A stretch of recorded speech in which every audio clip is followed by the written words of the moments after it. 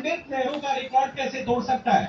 अब जब बात मोदी युग और नेहरू युग की हो रही है तो जरा कुछ फैक्ट्स भी देख लेते हैं। नेहरू और मोदी ने भारत को दो बिल्कुल अलग दौर में नेतृत्व दिया।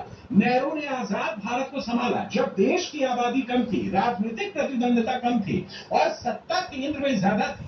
जबकि नरेंद्र मोदी को संभालना पड़ा बहुत बड़ी आबादी, टूटे फूटे राजनीतिक गठबंधन, जटिल अर्थव्यवस्था और सोशल मीडिया से जुड़े भारत को। इसे और गहराई से समझिए। पंडित नेहरू के समय यानी 1947 में भारत की आबादी करीब 34 करोड़ थी, जबकि 2014 में मोदी के आने तक की आबादी 131 करोड़ हो चुकी थी, यानी लगभग 4 गुना ज्यादा। और अब ये 146 करोड़ के ऊपर है।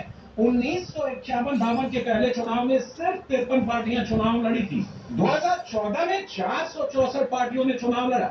2024 के चुनाव में 744 पार्टियों ने चुनाव लड़ा, यानी नेहरू युग की तुलना में चुनाव लड़ने वाली पार्टियों में 14 गुना बढ़ोतरी हुई। 1952 में कांग्रेस ने 489 सीटों में से 364 सीटें जीती थी। उस वक्त सबसे बड़ी विपक्षी पार्टी को सिर्फ 16 सीटें मिली थी, जबकि मोदी को कई मजबूत क्षेत्रीय पार्टियों के साथ काम करना पड़ता है जो बड़े बड़े राज्यों में सरकार चलाती हैं। देश के पहले चुनाव में करीब 17 करोड़ वोटर थे। 2014 में 83 करोड़ से ज्यादा वोटर हो गए, यानी नेहरू युग की तुलना में यहां भी 5 गुना बड़ा हुआ देश का लोकतंत्र। इन फैक्ट्स को देखकर आप समझ गए होंगे कि पंडित नेहरू की तुलना में नरेंद्र मोदी की राह जरा भी आसान नहीं रही। मोदी ने जीरो से शुरुआत करके लगातार 3 चुनाव में जीत का रिकॉर्ड बनाया है और अब मोदी 10 जून को देश के longest serving elected prime minister का रिकॉर्ड तोड़ने जा रहे हैं। और इसके पीछे की सबसे बड़ी वजह है देश के लोगों का मोदी पर साल दर साल बढ़ता भरोसा।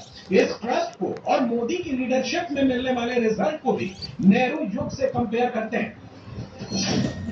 आजादी के समय भारत की जीडीपी करीब 2.7 लाख करोड़ रुपए थी।